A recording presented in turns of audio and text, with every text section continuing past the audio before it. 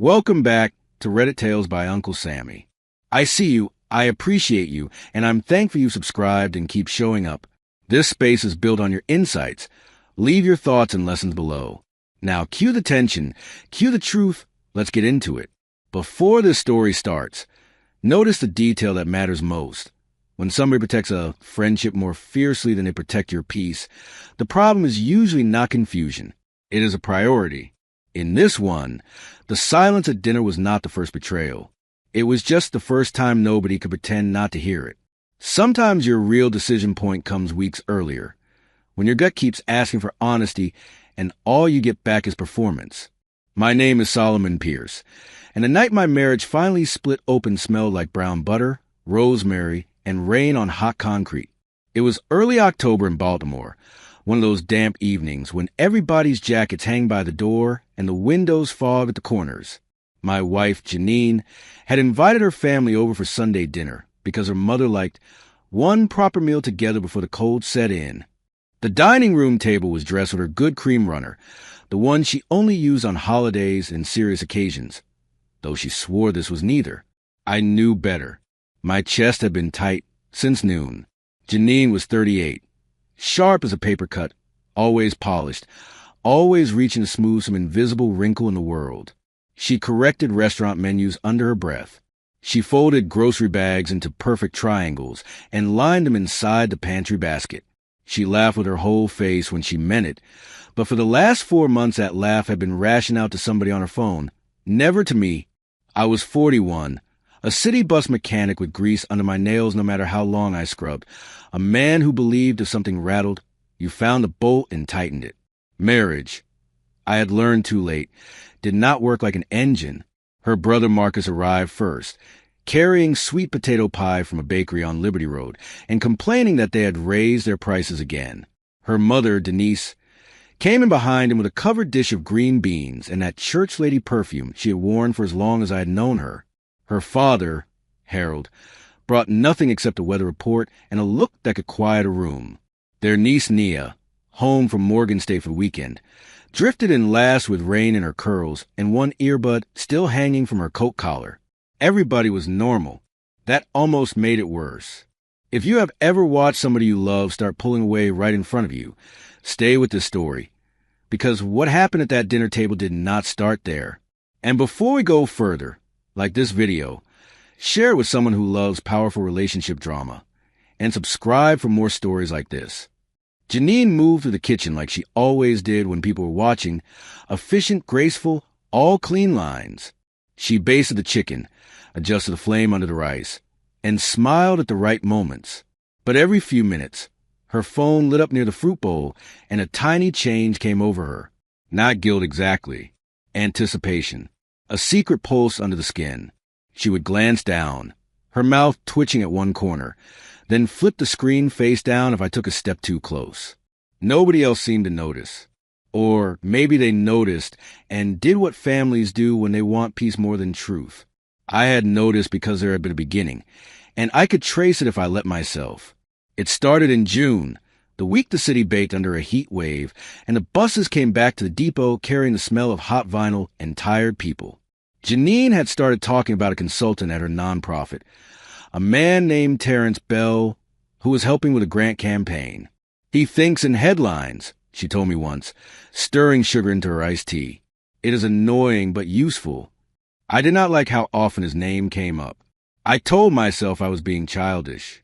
At first it was ordinary enough. Work stories, deadlines, office politics. Janine had always brought her work home in little pieces. Lay it on our kitchen counter while I cut onions or pack leftovers. But then the stories stopped sounding like stories and started sounding like curation. She would mention Terrence in passing, then watch my face too carefully. She bought a new blouse, because the donor lunch might be formal. She started taking her laptop onto the back porch after dinner. When I came out with a glass of water, she would minimize the screen too fast. Small things. The kind people build excuses around. I made my first wrong decision in July. I saw his name flash across her lock screen when she was in the shower. Just a preview. Can't stop thinking about what you said. Nothing more. I stood there with her phone in my hand. hearing the shower pipes knock on the wall, knowing I had a narrow window to look deeper. I did not. I set the phone back exactly where it had been and hated myself for being relieved. I chose dignity over information because I wanted proof of my trust more than proof of the truth. For 2 weeks after that, I performed calmly like it was a second job. I fixed a loose cabinet hinge in the laundry room. I rotated the tires on Janine's SUV. I stood beside her at a church picnic in Druid Hill Park and held her lemonade while she talked to women from the choir, though she had not sung in the choir for years. I told myself faithful people do not investigate every odd thing. Faithful people ask direct questions. So one Thursday night I did. I asked, "Are you talking to somebody in a way that would hurt me?"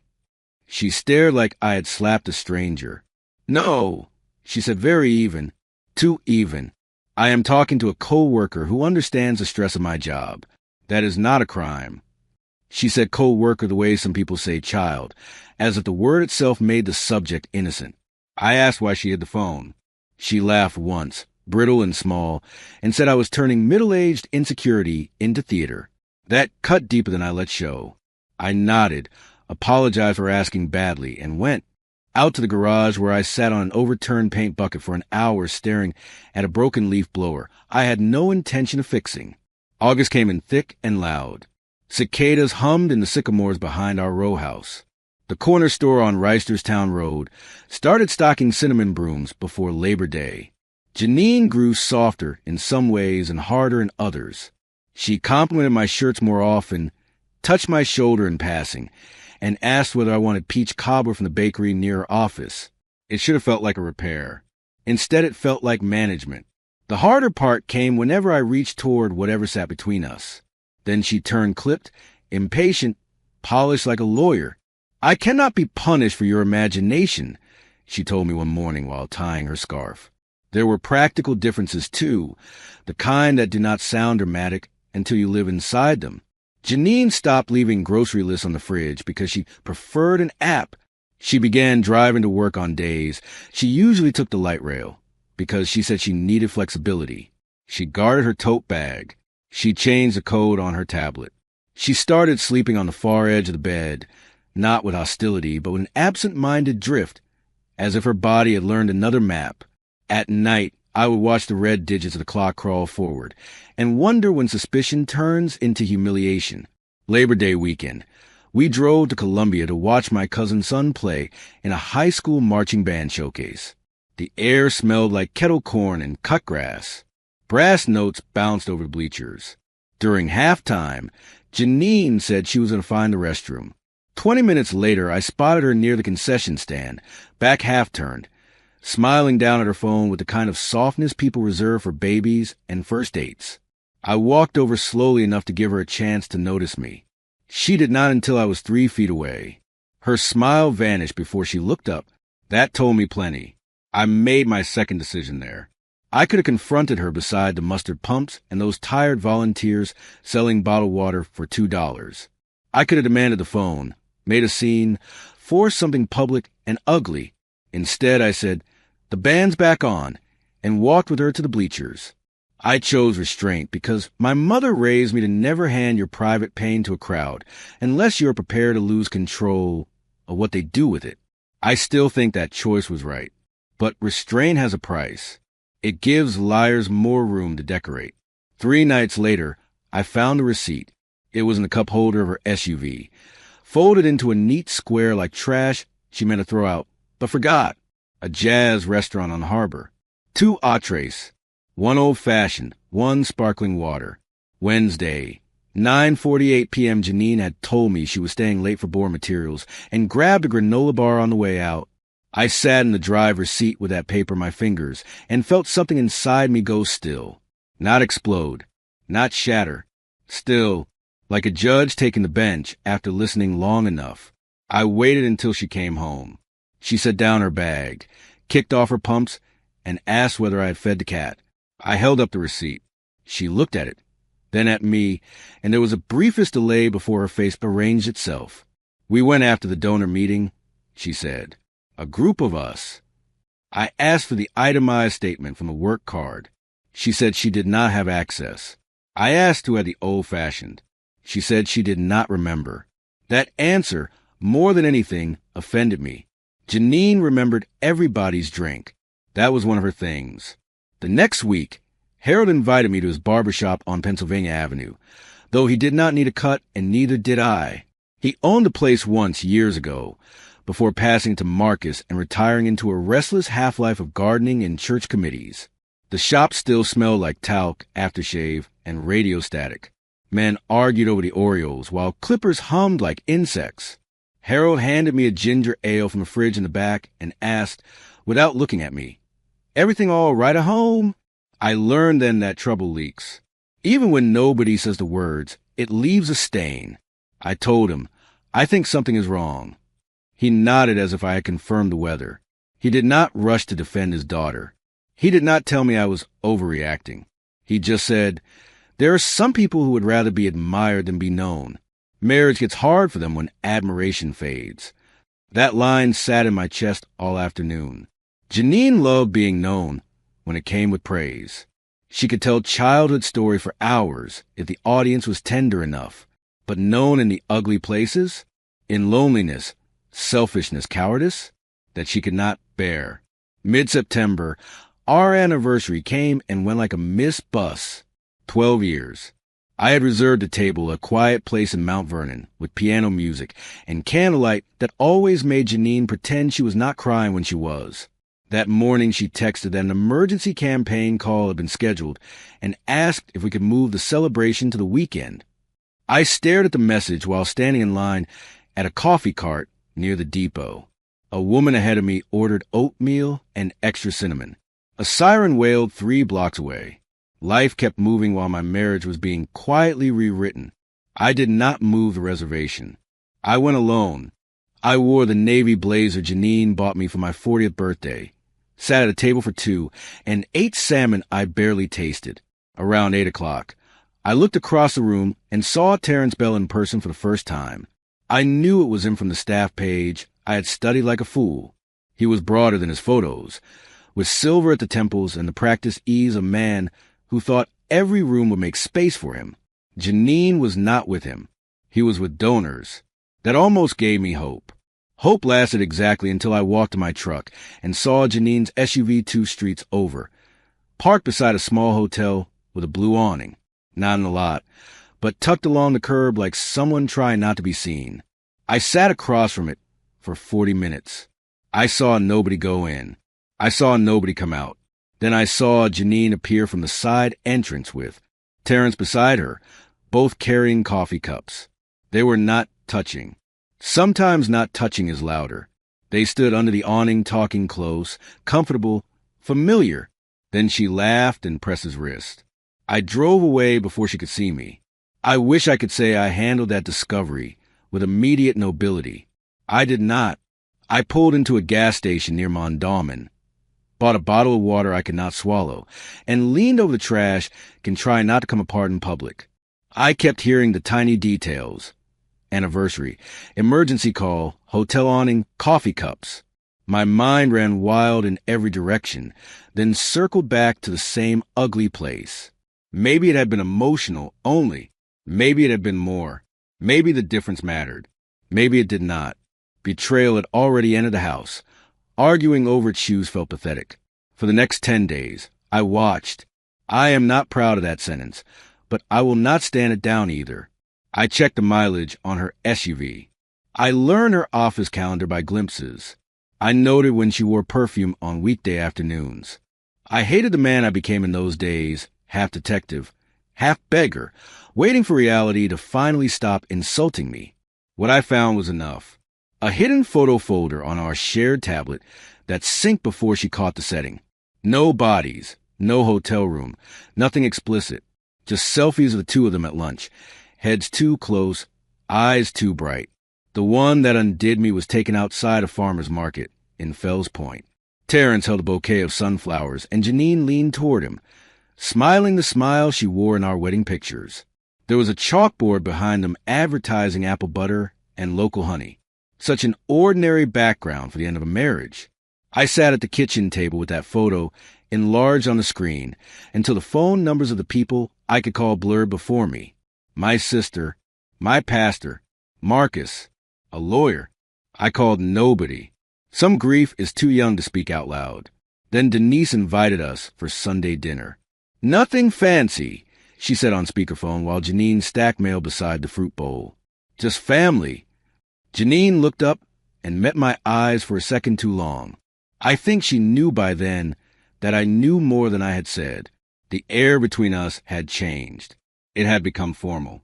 She thanked me for taking out the trash. I thanked her for folding my work shirts. We spoke like co-workers assigned to a shared project. When Denise named the menu, roasted chicken, rice pilaf, green beans, pie, I heard something else entirely. Witness. I spent that whole Sunday morning at the bus depot, though I had the day off. There is comfort in fluorescent light and familiar noise when your home feels staged. I changed the brake chamber on a bus that was not even on my roster. My friend Leon found me there and said, "Man, you work like you owe somebody." I almost told him everything. Instead, I asked whether he still had that spare room over his garage in Catonsville. He studied my face, then said yes. No questions. I loved him for that. By noon, I had a place to go if the night blew apart. At Denise and Harold's house, the living room smelled like furniture polish and cinnamon candles. Their old clock chimed a quarter hour off, like it always had. Football murmured from the den. Rain tapped the windows. Janine wore a rust-colored sweater and gold hoops. The outfit I once told her made her look like fall had chosen a favorite person. She knew exactly what she was doing wearing it. That was the cruel part. She could still reach for sweetness while standing ankle-deep in deceit. During grace, Harold thanked God for clarity where there has been confusion. I looked up. He did not. Dinner started harmlessly. Marcus joked that Denise still overcooked green beans on purpose because soft vegetables made her feel superior. Nia rolled her eyes and stole extra cranberry relish. Denise asked me about a hybrid bus program the city was piloting, and I answered with more detail than necessary just to keep my hands occupied around the water glass. Janine laughed twice at things that were not that funny, but each laugh arrived right after her phone buzzed in her lap. I could hear the faint vibration through the chair legs. That tiny sound had become the metronome of my humiliation. I had not planned the exact wording. People think moments like that come out rehearsed, polished, sharpened in advance. Mine did not. Mine came from exhaustion. Janine looked down one more time, smiled at something glowing in her palm, and tucked a strand of hair behind her ear in that absent little gesture she did when she forgot I existed. I set my fork down. The silver clinked against china. Nobody noticed at first. Then I said very plain, "Janine, choose now. Our marriage or him." No yelling. No table slap. Just a sentence spoken clean enough that nobody could mishear it. The room changed shape. Nia's glass stopped halfway to her mouth. Marcus sat back, so fast his chair squeaked. Denise blinked at me once, then twice, as if her eyes needed to refocus the scene. Harold put down his napkin. Janine turned slowly, phone still in her hand. For 1 second I saw a naked panic. Then came calculation. Then nothing at all. That nothing was the part one remembered most. Not outrage. Not denial. Vacancy. She glanced at her mother, then her father, then at the gravy boat in the center of the table, like it might answer for her. She said nothing. I gave her more mercy than she ever admitted. 5 seconds. 10. 15. I want to believe she would look at me and choose with her whole chest, even if the choice was to leave. I could have respected honesty then. Instead, she whispered, "Solomon, not here." I heard what she meant. Not in front of witnesses, not in a room where image cannot survive, not where my family has to see what I have done. So I answered, "Here's exactly where." Then I slid my chair back, took off my ring, and set it beside my bread plate. Denise inhaled sharply. Janine stared at the ring the way people stare at blood they did not expect to see. Her lips parted, but no words came. Marcus looked at her and said, low and disbelieving, "You have got to be kidding me." Denise whispered her daughter's name like a prayer and a warning together. Harold did not say a thing. He just watched Janine. I waited one last beat, hoping for anything to come true. An apology, a confession, a plea. Instead, she put her phone face down under her napkin, as if hiding it now changed anything. That small motion answered the question more clearly than speech could. I stood, picked up my jacket, and told Denise, "I am sorry to bring this into your house." She shook her head faintly, still staring at Janine. Outside, the rain had thinned to mist. The porch light buzzed with moths. My truck smelled like old coffee, and the cedar blocks I kept on the seat for no real reason except that my grandfather used to. I sat behind the wheel and waited for the shaking to start. It did not. What came instead was a numb steadiness that frightened me more. I drove to a 24-hour diner off Northern Parkway and ordered eggs I never touched. Around midnight, my phone lit up with Janine's name, then Marcus, then Denise, then Janine again. I ignored them all until Harold called. Something told me to answer. He said, "Where are you?" I told him. He said, "Stay there a minute," and hung up. 20 minutes later, he walked into the diner in a raincoat over church clothes and slid into the booth across from me. He looked older than he had at dinner. "She says it was emotional, not physical," he said. I laughed once without humor. He nodded. "I know. That is not much comfort." It was the wisest thing anyone said. Harold drank bad diner coffee and let me have my anger without trying to tidy it. I told him about the receipt, the hotel, the photos, the changed passwords, the anniversary lie. I even admitted how long I had been doubting myself. That was the hardest part. A man can say my wife betrayed me. It is harder to say I stood in my own house and let somebody teach me to mistrust my eyes. Harold listened with his hands folded. Finally, he said, "You do not owe anybody a performance of patience. Whatever you decide next, do it because you can live inside it." I slept in Leon's spare room that night, under a quilt that smelled faintly of fabric softener and old wood. His house sat on a quiet street, where the porch lights were warm and the train whistle carried soft across the dark. At 6 a.m, I woke to my own name spoken in a dream I could not remember. My phone held a long text from Janine. "Please come home. We can explain this." That word, explain, made me sit upright. Not confess. Not repaired. Explain. As if betrayal were a scheduling error. I texted back only once. "I am getting my things tonight." After work, I stopped first at a lawyer's office downtown. A woman named Celeste Warren, whose waiting room had 2 ferns and a bowl of peppermints nobody touched. I was not ready to file, but I wanted facts because facts are handholds when your emotions keep slipping. Celeste spoke clearly, not coldly, and told me what separation would look like, what documentation mattered, how the house could be handled. She did not ask whether I still loved my wife. She had probably learned that love and legal reality are often traveling in opposite directions.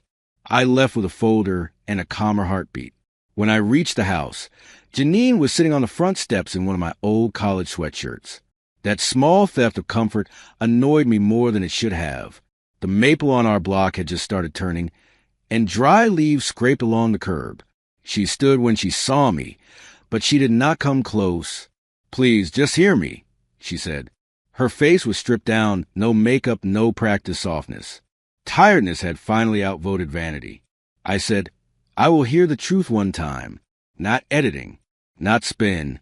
She nodded too fast, like agreement could save her. "It started with talking," she said. He paid attention. I felt she searched for a word noble enough to carry selfishness. "Scene," she finished. I almost smiled at the cliche of it. She told me she never meant for it to become secret, then admitted she deleted messages because she knew they would upset me. She said she met him outside work a few times because conversations felt easier in person. She said the hotel was just coffee in the lobby after a donor event because she did not want to go home angry from our anniversary fight. Every sentence had an excuse stitched into it. I asked the one question that mattered most to me. "Why did you stay silent at dinner?" Janine looked down at the porch boards. "Because if I chose you at that moment," she said softly, "I knew you would ask me to cut him off forever. And if I chose him, I would lose everybody." That answer cleared the last of the fog. It was not confusing. It was greed. She wanted time, options, sympathy, room to arrange consequences. I felt something settle permanently. "Thank you," I said. She looked up, startled. "For what?" I picked up my duffel from the doorway. For finally being honest. I packed over the next hour, while Janine moved through rooms behind me like a ghost with a law degree. I took work clothes, boots, my father's watch, the framed photo of my mother holding a blue ribbon pie at the state fair, my toolbox, and the little transistor radio I kept in the garage. I left the couch, the dishes, the wedding albums. In the hall closet, I found the umbrella we bought in New Orleans on our honeymoon after getting caught in a storm near Jackson Square. I held it a second, then put it back. Not everything deserved to be rescued. The weeks after that were not dramatic in the way people expect. No screaming on lawns. No tire-squealing revenge. Consequences are usually paperwork, silence, divided bills, and the dull ache of replacing habits. I worked, slept in Leon's spare room, met with Celeste, and ignored the urge to check Janine's social media through dummy routes like some pitiful teenager. Janine sent long emails at first, then shorter ones. She alternated between apology and autobiography, as if enough context could change damage into misunderstanding. Denise called twice to say she loved me no matter what happened. Marcus texted once. She blew up her life. I know. Thanksgiving came gray and cold. Leon's wife, Patrice, insisted I eat with them, and I did, though I felt like a borrowed chair tucked into somebody else's table. Their twins ran through the house with paper turkey crafts. Patrice burned the rolls a little and laughed until she cried. Later that evening, while helping Leon wash dishes, I realized I had gone almost 5 hours without thinking of Terrence Bell. That was the first true relief. Not winning, not closure. Just one stretch of ordinary time where my mind belonged to me again. Healing, I learned, often enters a room dressed as boredom. In December, Janine asked if we could meet once before the holidays to speak like adults who once loved each other. I nearly said no. Then I remembered a lesson from Harold's Diner advice. Choose what you can live inside. I did not want unfinished edges turning into sentimental fantasies later, so I agreed. We met at a coffee shop near the Walters, crowded enough to prevent theater, quiet enough for truth. She wore a camel coat and looked thinner. There was no glow left around her, only weariness. I noticed with detached sadness that guilt had made her finally resemble her age. She told me she had left the nonprofit. Not fired, but encouraged to resign after boundaries became office gossip. Terrence had moved on to another contract in D.C. He was not who I thought, she said. I almost asked what exactly she thought a man who entertained a married woman at hotels and harbor restaurants was supposed to be. Instead, I stirred my coffee and let her keep speaking. She said she had started therapy. She said she was learning that attention felt like oxygen to her because she grew up being praised mainly when she performed well. I believe that. It changed nothing. Do you hate me? She asked. Snow had started outside. Faint dry flecks spinning past the window. The espresso machine hissed behind the counter. I considered lying because hate is easier for people to carry than the truth. No, I said, I do not hate you. I do not trust you. And I cannot build a life on memory alone. Janine closed her eyes briefly. There was a time we were good, she said. There was, I answered. But good history does not guarantee a safe future. She nodded like she was taking notes she should have taken 2 years earlier. The divorce moved slowly. Then all at once, January became signatures, disclosures, calendar invites from people paid to manage endings. We sold the row house in February. I walked through it one last time before settlement, touching walls I had painted and a banister I had repaired after Nia nearly tumbled down it at 16. In the kitchen, winter light fell across the table where we used to shell peas in summer and argue over whether raisins belonged in potato salad. Memory can make even poisoned places look holy. I stood there until the realtor cleared her throat gently and asked whether I was ready. Spring found me in a small rental in Woodlawn with creaky floors, a stubborn radiator, and a view of a bus stop where school kids gathered every morning in hoodies and bright backpacks. I bought mismatched dishes from a thrift store and a second-hand record player that only worked when the weather was dry. On Saturdays, I walked to a corner bakery for raisin bread and read the paper at a window table. I was lonelier than I told people. I was also steadier. Those are not opposites. Some forms of peace arrive carrying loneliness in one hand and self-respect in the other. In April, I ran into Harold outside Lexington Market while he was buying trout, and I was after crab seasoning and fresh greens. He looked at me for a long moment, then said, "You look like yourself again." Coming from him, that meant more than comfort. We stood by the produce stalls with people weaving around us and talked about tomatoes, bus routes, church nonsense, everything except Janine until the end. Then he said, "She is trying to become honest. I do not know if she will get there." I appreciated the sentence because it asked nothing of me. I said, "I hope she does." Months later, on a humid June evening, I found the ring. Not the wedding ring I left at Denise's table. My own spare band. The cheap silicone one I wore at work, tucked in the glove box of my truck, beside tire gauges and old registration papers. I rolled it between my fingers while cicadas screamed in the trees, and a radio preacher drifted from somebody's open window across the lot. For a second, I thought about all the versions of my life that had nearly happened because I stayed polite too long. Then I set the ring back down and shut the glove box. What people usually want from a story like mine is the clean ending, the apology that fixes everything. The affair partner was exposed and humiliated. The betrayer ruined it. Real life did not give me a neat final chord. Janine lost a marriage, a job, and the version of herself she had curated for her family. I lost a home, a future I counted on, and the simple confidence that love means safety. What I gained came slower. Discernment, boundaries, and the nerve to leave when truth finally stood in front of me asking whether I could bear to accept it. If this story hits you, remember this. Betrayal usually starts small, but so does self-respect. Solomon got his answer the moment Janine protected her options instead of her marriage. Like this video. Share it with somebody who needs to hear it. And subscribe for more unforgettable cheating and relationship drama stories. What stays with me is not the ring on Denise's table or even Janine's silence. It is a smaller pattern underneath it all. The deleted messages. The anniversary lie, the porch confession where she admitted she stayed quiet because she wanted both time and options. That is the lesson here. Betrayal rarely begins with one dramatic moment. It grows in the places where somebody keeps choosing comfort over honesty. And recovery begins when you stop arguing with what their choices have already said. The end.